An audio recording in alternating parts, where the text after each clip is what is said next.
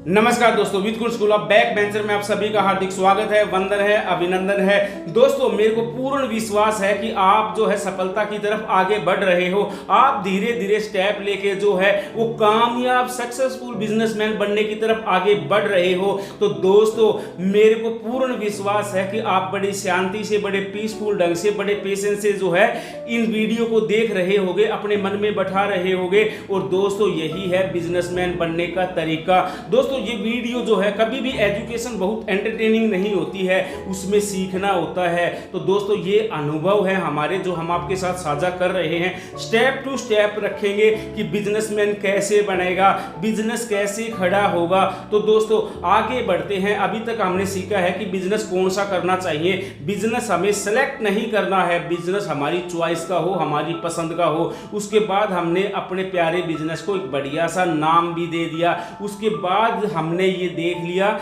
हमने ये जान लिया कि बिजनेस का टाइप क्या होगा, मतलब प्रोप्राइटरशिप फर्म होगी या पार्टनरशिप फर्म होगी या फिर कंपनी होगी।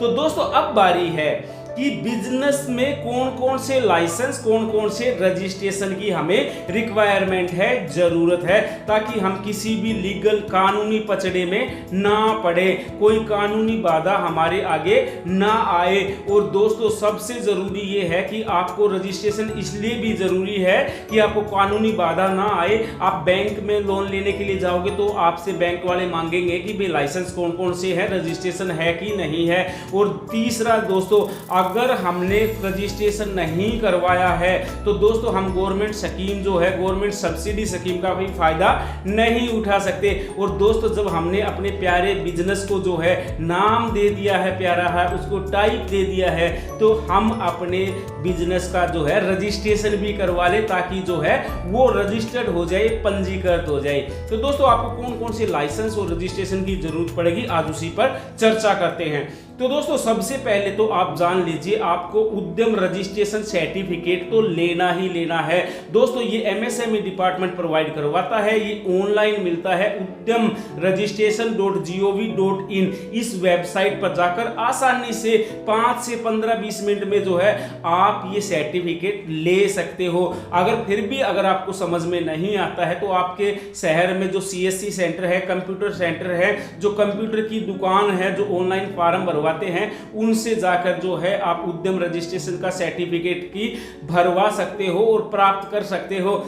बड़ा इजी वे में ये सर्टिफिकेट आपको मिल जाता है। आपका जो प्यारा है बिजनेस जो है वो रजिस्टर्ड हो जाता है। देखिए दोस्तों बिजनेस जो है वो बच्चे की तरह पालना होता है, धीरे धीरे पालना होता है, और जब वो बड़ा होता है, जवान होता है, तो दोस्तों वो आपका सहारा बनता है। तो दोस्तों उद्यम रजिस्ट्रेशन आपको जरूर लेना है। उसके बाद जो है आपको लेना है सोप एक्ट या लोकल जो आपकी बॉडीज है। मान लो आप शहर में रहते हो तो नगर निगम से लाइसेंस लेना है अपनी सोप का। ये लाइसेंस भी 200-500 रुपए में आपको मिल जाता है इजी वे में।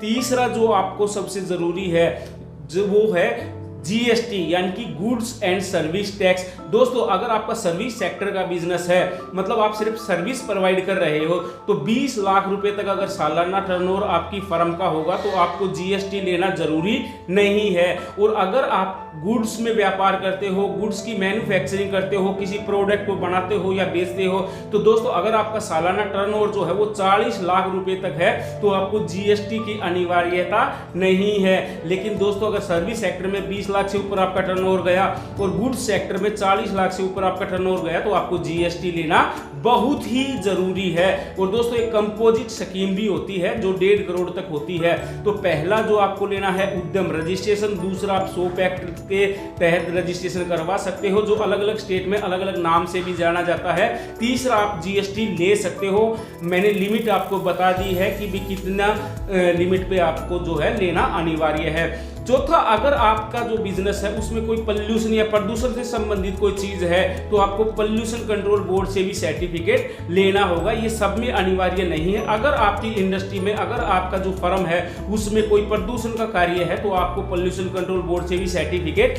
लेना होगा। अगर आपकी कोई फूड से संबंधित कोई आपका बिजनेस है तो आपको एफएसएसआई से फूड लाइसेंस भी जो है लेना होगा।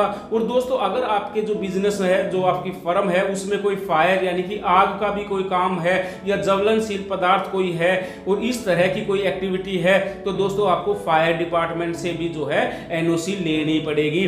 तो इस तरह से दोस्तों बिजनेस के हिसाब से आपको रजिस्ट्रेशन करवाना होगा, लाइसेंस लेना होगा, लेकिन उद्यम रजिस्ट्रेशन आपको लेना बहुत जरूरी है। सोप एक्ट में आप ले सकते हो। जीएसटी जो है सर्विस सेक्टर में 20 लाख तक सालाना टर्नओवर और गुड्स सेक्टर में 40 लाख रुपए तक जो है अगर सालाना टर्नओवर है तो लेने की जरूरत नहीं है, उससे ऊपर आपको लेना पड़ेगा। तो दोस्तों अब हमने ये सीखा है कि बिजनेस के लिए कौन कौन से लाइसेंस की जरूरत है। तो दोस्तों आशा है ये वीडियो आपको पसंद आया होगा और दोस्तों अब मिलते हैं अगले चैप्टर में, अगले लेसन में, अगले पार्ट में और एक स्टेप और आगे बढ़ाते हैं सक्सेसफुल बिजनेसमैन बनने की। ओम विदाई में। नमस्कार दोस्तों।